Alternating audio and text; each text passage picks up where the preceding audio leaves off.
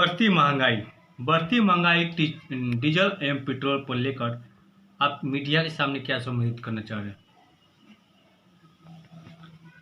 महंगाई तो कमर तोड़ महंगाई है एनडीए की सरकार में, और ख़ास करके डीजल और पेट्रोल का जो बेतहाशा वृद्धि हुआ है दाम, उसके चलते पूरे बाज़ार पर प्रभावित है।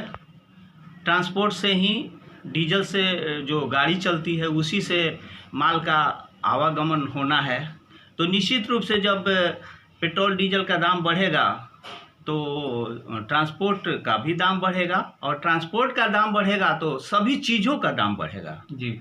और यही कारण है कि आज बाज़ार में गरीब को जीना मुश्किल हो गया है। कमर तोड़ महंगाई है, ऐसी महंगाई अभूतपूर्व है कि लोग कराह रहे हैं।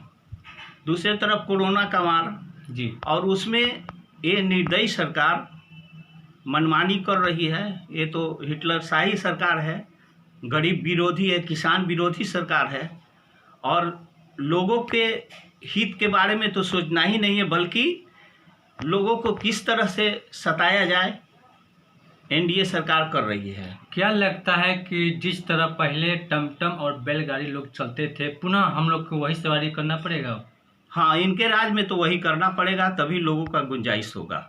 जिस तरह पेट्रोल और डीजल का दाम काफ़ी बढ़ोतरी हो चुका है, तो क्या लगता है कि अब गाड़ी चलाना लोग छोड़ देंगे?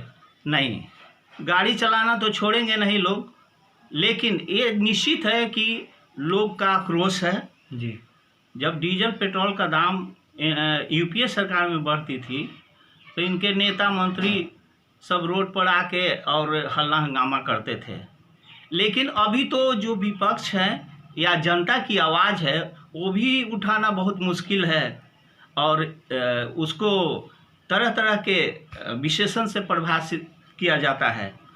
अगर कोई अहम मुद्दों पर सवाल उठाता है तो उसको देश विरोधी, देशद्रोही कहा जाता है, पाकिस्तानी कहा जाता है, उसको तरह तरह की बात बोला जाता है, गद्दार कहा जाता है। सरकार कह रही कि इस कांग्रेस की सरकार में भी दाम डीजल पेट्रोल के दाम बढ़ोतरी हो रहा था।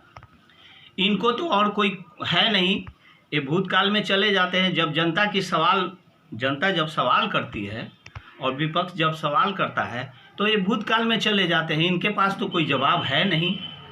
इसलिए कि जो कर रहे हैं वो जन विरोधी है, किसान विरोधी है, छात्र विरोधी है, और इसका खामियाजा लोग भुगत रहे हैं।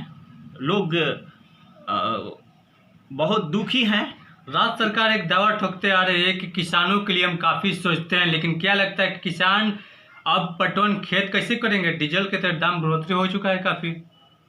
किसान के विषय में तो कहना ही नहीं। किसान तो जिस तरह त्रस्त है, लोग कहते हैं कि अब वो जो पंजाब के बॉर्डर, दिल्ली के बॉर्डर पर किसान आज 7 महीने से हड़ताल पर हैं और सरकार कुछ सुन नहीं रही है, उनकी बात नहीं सुन रही है। तो आखिर पूरा देश में भी इस तरह का किसान विरोधी माहौल बना हुआ है, तो निश्चित रूप से लोग, किसान जो हैं वो समझ रहे हैं कि आगे आने वाला दिन बहुत भयावह होगा और बहुत ही दर्दनाक होगा। क्या सरकार से कुछ मांग करते हैं आप लोग, विपक्ष वाले हैं?